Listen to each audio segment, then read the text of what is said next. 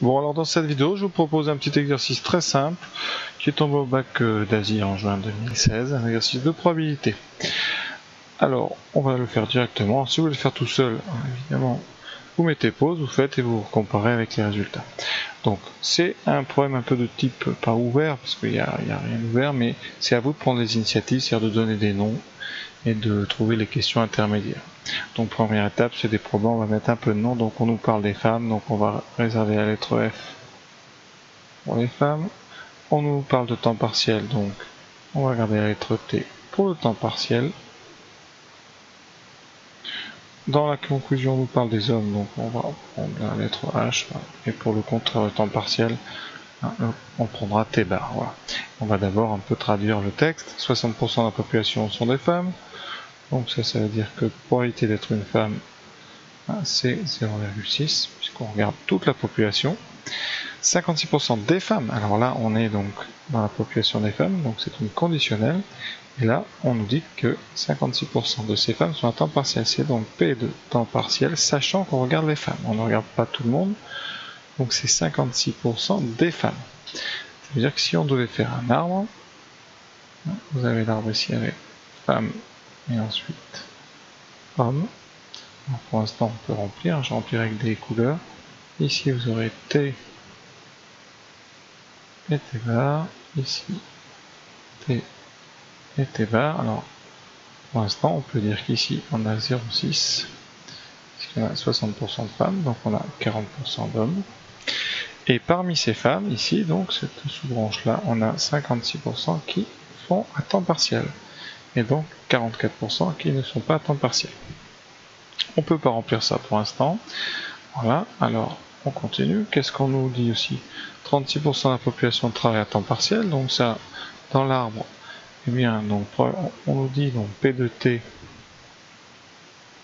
eh bien, ça vaut 0,36%. Alors qu'est-ce qu'on sait sur P de T? Donc, P de T, dans notre arbre, eh bien, ça apparaît à deux endroits, ici et là. Ça veut dire que T est découpé en deux, c'est-à-dire les temps partiels qui sont des femmes, donc F inter T, et les temps partiels qui sont des hommes. Ça s'appelle la loi des probabilités totales. Une formule très connue dans le cours de TES. Donc nous, qu'est-ce qu'on sait? Bien, on connaît P de T. P de T, c'est donné, c'est 0,36. Donc, quand on fait ça, on écrit probabilité totale. Voilà. 0,36, ça vaut P de F inter T. Alors ça, on le connaît, puisqu'on a P, on a ici les deux chemins. Donc P de F inter T, qu'est-ce que c'est? Eh bien, c'est 0,6 fois 0,56. C'est ce qui mène à cet endroit-là. Et il vous manque eh bien, P de H inter T qu'on va pouvoir trouver justement ici. Alors là, on va donc utiliser la calculatrice, parce que 0,6 fois 0,56, ça ne s'improvise pas, et ça nous permettra de trouver P de H inter T. Donc j'allume la machine.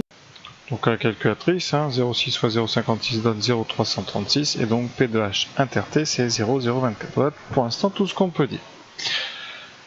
Alors, on a donc ici le résultat de 0,4 fois ici cette branche là qui donne 0,024. Bon, on va pour l'instant continuer. Donc qu'est-ce qu'on nous demande? On nous demande ici la probabilité que cette personne soit un homme, sachant qu'elle travaille à temps partiel. Donc qu'est-ce qu'on veut? On nous demande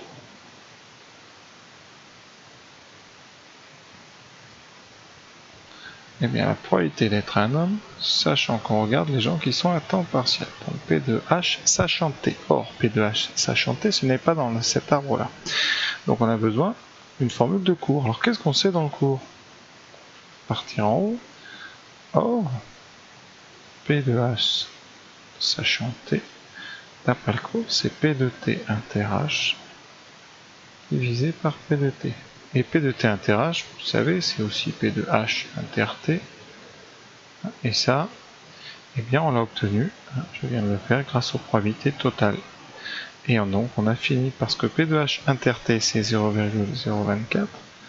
Et P de T, il est donné dans le texte, c'est 0,6. Donc, on a juste à faire cette division qui va nous donner, alors on peut un peu regarder.